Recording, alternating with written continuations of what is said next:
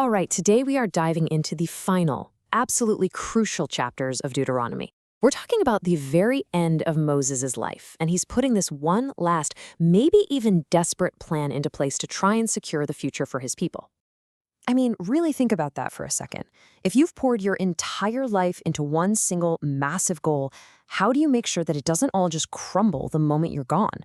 Well, that is the exact problem Moses is staring down.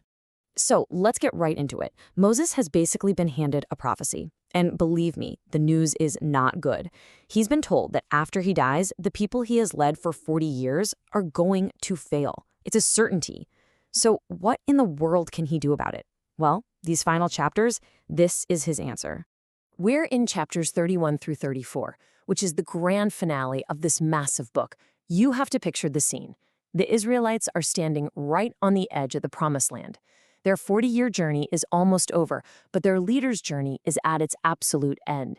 The stakes just could not be any higher. You know, Moses is 120 years old at this point. He tells the people straight up, I am no longer able to come and go. And he reminds them that God has forbidden him from crossing the Jordan River. So the leadership has to pass to his successor, Joshua. And this transition, it needs to happen right now. So what is this terrible prediction all about? Well, it's not about invading armies or a coming famine. No, the problem is internal. The core issue, the thing that's going to bring them down, is a prophecy of forgetting. They are literally destined to forget who they are. And look, this is not some vague, be careful kind of warning. The text is brutally specific. This quote lays it all out, the exact nature of the failure. They're going to abandon the very foundation of their nation. And this isn't framed as a maybe, it's framed as an inevitability. It will happen. So the prophecy lays out this clear four-step chain reaction to failure. But check out the trigger. It's not what you'd expect. It's not hardship that does them in, it's prosperity. The prediction says that once they get into the new land and they're comfortable and well-fed and everything is going great, that's when they'll get complacent. That's when they'll forget how they got there in the first place. So how do you fight against forgetting? How do you combat the collective amnesia of an entire nation? Moses comes up with this two-part plan, a set of tools designed specifically for memory. One is kind of what you'd expect. The other? Well, the other is a stroke of genius. Okay, first he has the law written down, the whole Torah, and commands that it be read out loud to everyone, men, women, children, everyone, every 7 years. It's a big, formal, public reminder. But the second tool is way more personal and constant. He writes a song, and he tells them to teach it to their children, to put it on their lips so that it becomes a permanent part of who they are. It seems a little strange, doesn't it? I mean, in the face of certain national collapse, Moses writes a poem. Why would a song, of all things, be the key to their survival? And this is the reason why it's so brilliant. As Dr. Cynthia Parker points out, think about a really powerful speech, like Martin Luther King Jr.'s I Have a Dream. You know the key phrase, of course, but could you recite a full paragraph from the middle? Probably not.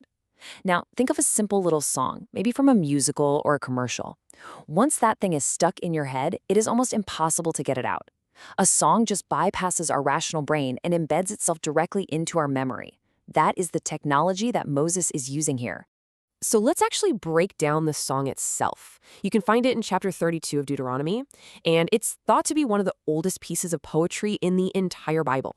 And it's not just a simple warning, it's a complete story, the entire history and the future of the people, all set to a rhythm that they can't forget. The song starts right at the beginning, using language that is deliberately meant to remind you of the creation story in Genesis. It says God finds the people in a tohu vabohu, a formless, chaotic wasteland, and cares for them with the same fluttering motion as the Spirit over the waters. It's framing their entire national story as a new act of creation out of chaos. But then, of course, the story turns. Jeshurun, which is a poetic nickname for Israel, grows fat and kicks, just like the prophecy warned. The song describes how the people, once they're enjoying the abundance of the land, get complacent and they reject the very source of all their prosperity. Now, this line right here is fascinating. The song uses two totally different parental images for God. The word begot is a distinctly male fatherly term, the kind you see in genealogies. But gave you birth is an exclusively female motherly verb. The song is poetically painting God as their complete parent, both father and mother, which makes the act of forgetting them even more heartbreaking. So the song serves this amazing dual purpose. It's not just a stark warning about what will happen if they forget. It's also a message of hope. It doesn't leave them in despair. The final verses are a promise of eventual restoration, ensuring that even in their darkest moments, the song itself contains the memory of a future return. So, with the law written down and the song put on their lips, Moses' work is finally done. All that's left is to bless the people one last time and officially pass the torch. And here we see that final, orderly transition.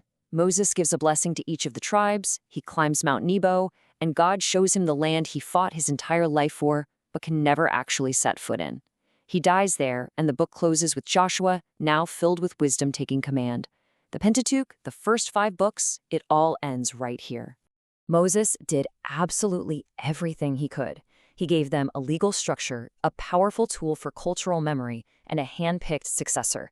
But he did all of it knowing they were predicted to fail anyway. So the huge question that just hangs in the air at the end of Deuteronomy is this: was his plan enough to overcome that prophecy? Or was the cycle of forgetting just too powerful to break?